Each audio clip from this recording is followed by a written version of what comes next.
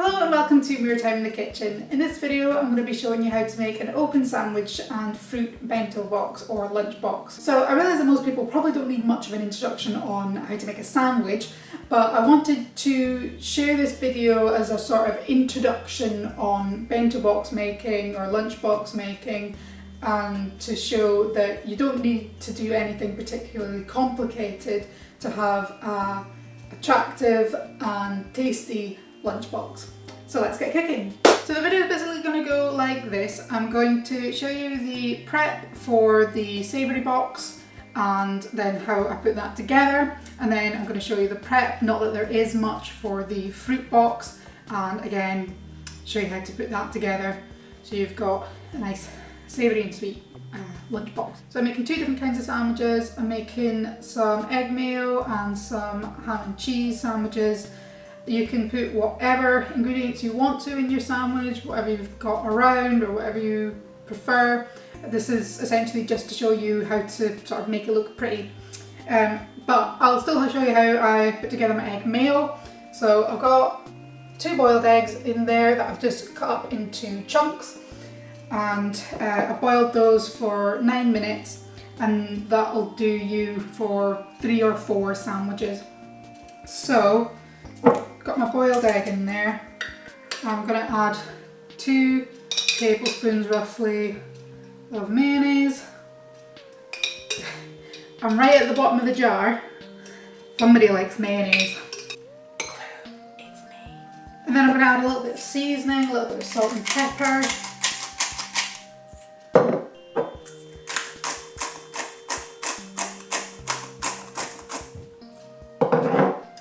And I'm going to add about half a teaspoon of some Dijon mustard,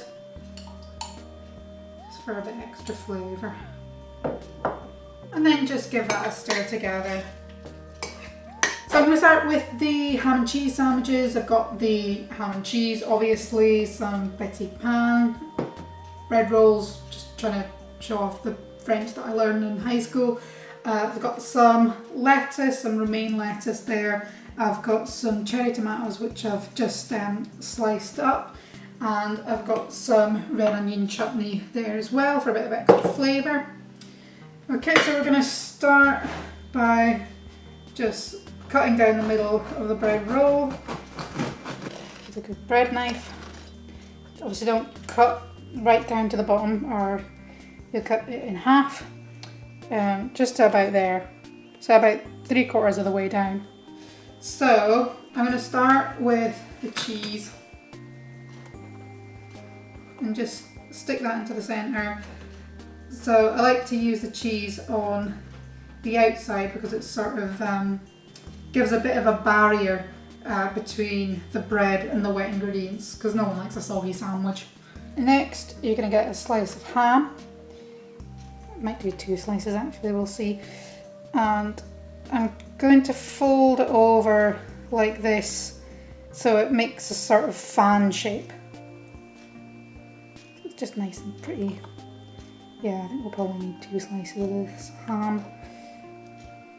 I'll get a second slice. And just keep going with that wave pattern. I'm sort of going to fold the back over and place it in like that.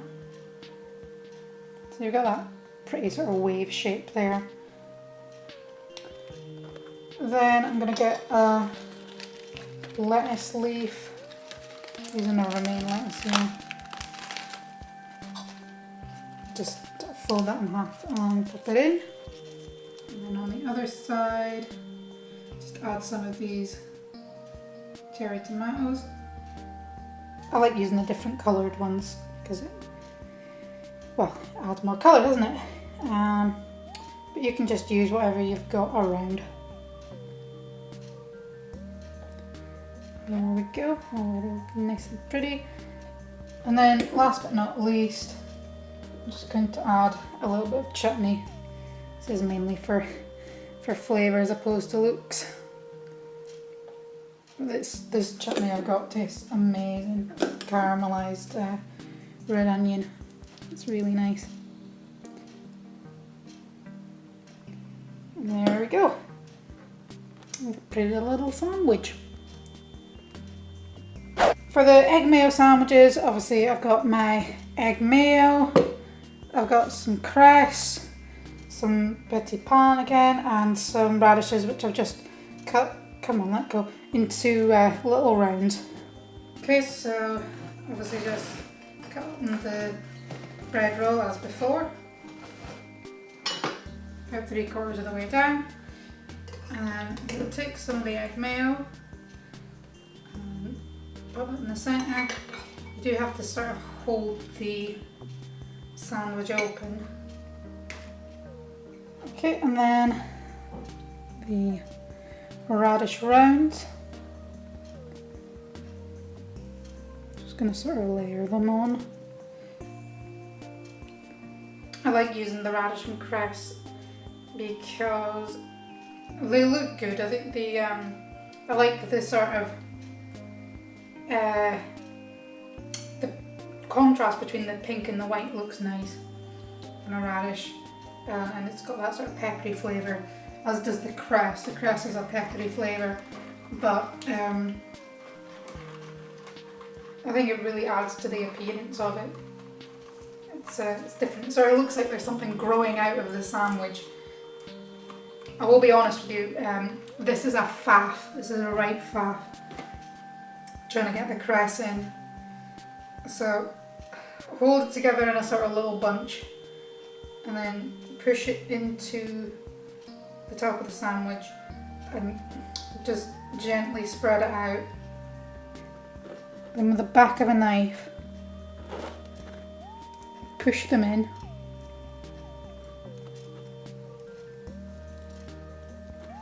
Sorry, my fingers are probably in the way there.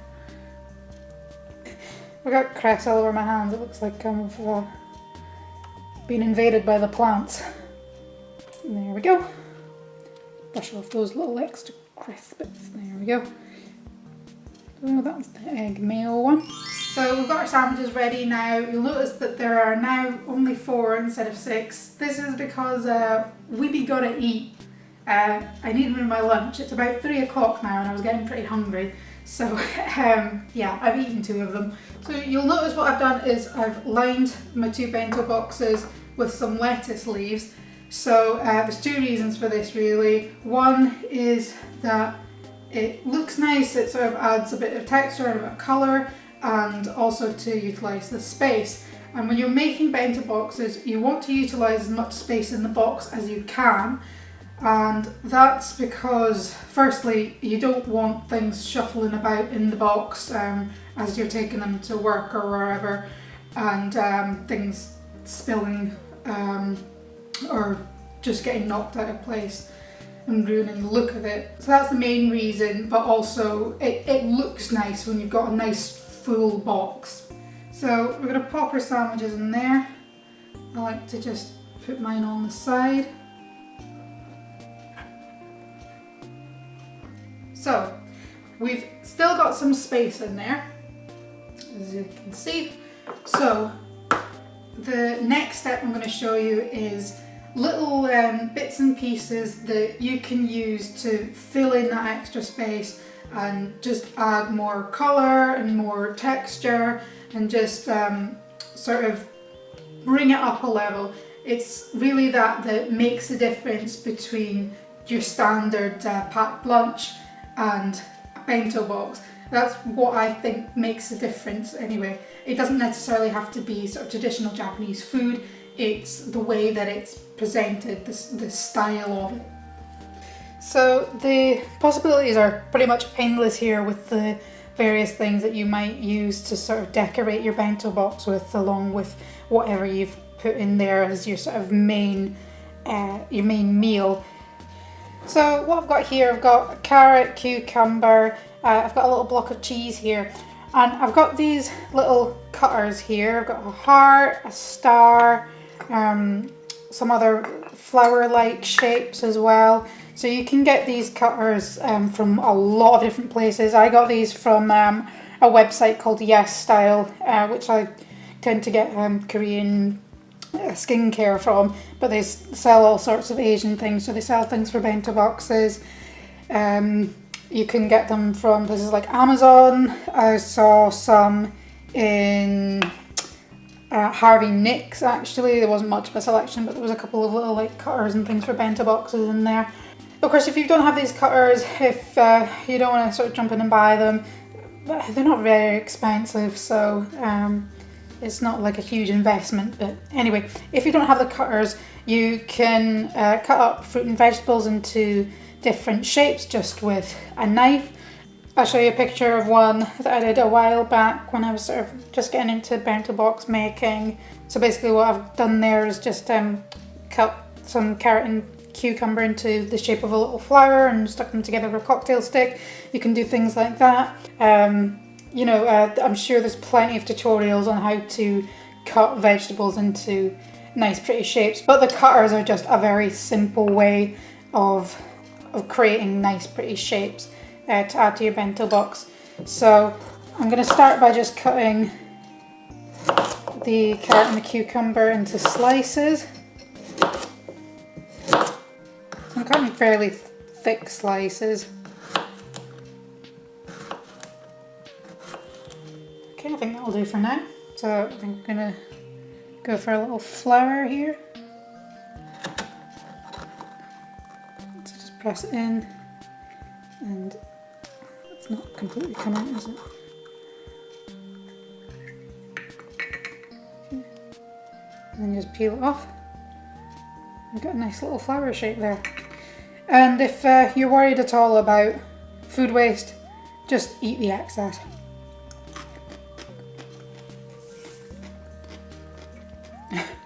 Although I'm kidding there, if you are worried about food waste with making this sort of thing, you know, you can use just leftover vegetables that you've got in the fridge. Maybe if you were making a salad or whatever, you know, you don't have to buy things specifically for the bento box. Off another flower shape.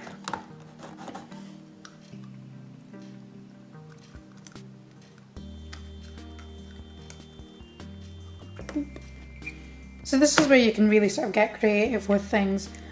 I've seen some absolutely amazing creations on Instagram and elsewhere. So I've got a few other followers who make bento boxes, some from Japan even. I do love that about Instagram actually, that you can connect with people from all over the world. Some heart-shaped ones now.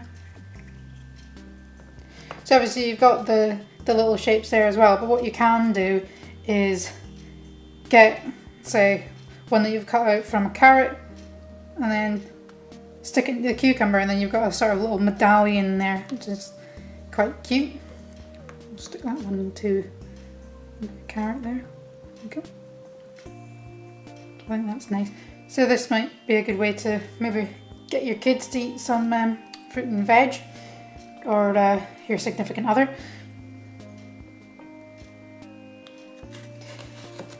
Personally, I just make the bento boxes for myself. I think it's a nice treat when you're at work, and you know, it just gives you something to look forward to during the working day.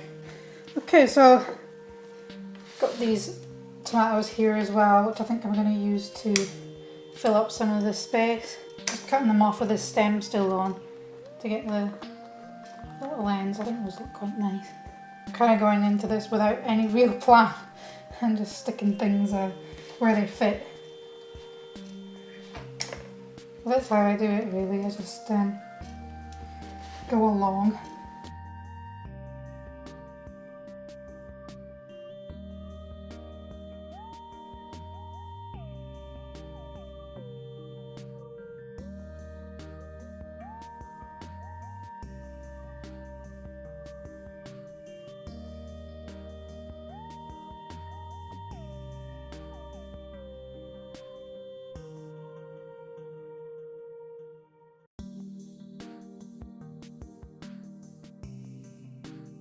There we go.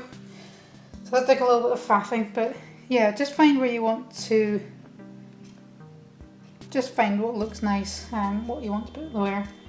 But yeah, I'm happy with that. They look quite nice. Right, so on to the fruit ones. So I've got a selection of different fruit. So I've got some grapes, some very small sultanas which will fit in the bento box. I've got some fresh cherries here as well, and some dried pineapple. I like to have a little dry fruit in there as well, just for like a different texture. And I've got some kiwi fruit here as well, which I'm going to cut up and cut into little stars, so I'll show you how to do that.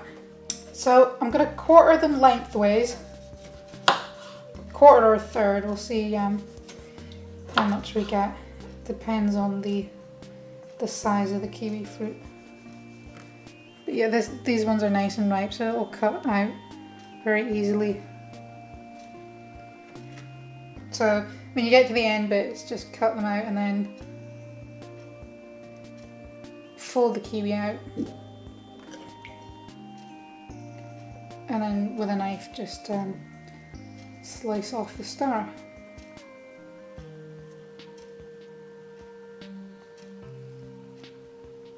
Okay. So I've got my kiwi stars here, I've got my cherries and my grapes that I've just washed and dried. So you can see I've got a range of different colours, so again, just for aesthetic purposes. So that's the sort of thing you want to think about, like how is this going to look together. So I think I'm going to start with orange. Look how tiny they are, they're so cute. And then I want to sort of keep similar colours separate, so I want to keep the cherries and the grapes separate. I also want to keep my dry fruit separate from the wet kiwi fruit, because otherwise it will make it go a little bit soggy, which kind of defeats the purpose of it being dry fruit. So, right, what am I going to do? Okay, so I think if I put the cherries next to the orange,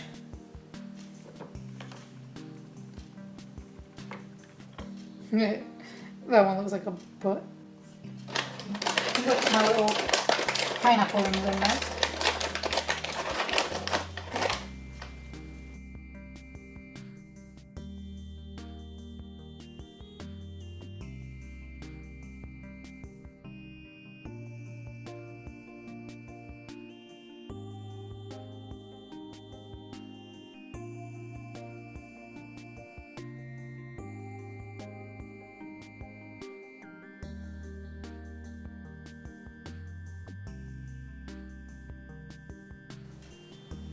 There we go. Okay, so there we go, we're all done. So I'm not going to do my usual little taste test at the end, because first of all, I'll be here for quite a while trying it all, and secondly because I've already eaten my sandwiches for today, like I said. So whether you're brand new to bento box making, or if you've done a few and you're just looking for recipe ideas, or if you just stumbled across the video, I hope you found this useful. If you'd like to see more ideas for bento boxes, then check out my Instagram account. It is full of pictures of my bento boxes, and I will at some point be uploading more bento box recipes to my YouTube channel, but it might be a while to the next one. But if you'd like to subscribe to check out those in the future, then please do. And I will see you then. Bye for now. Thanks for watching.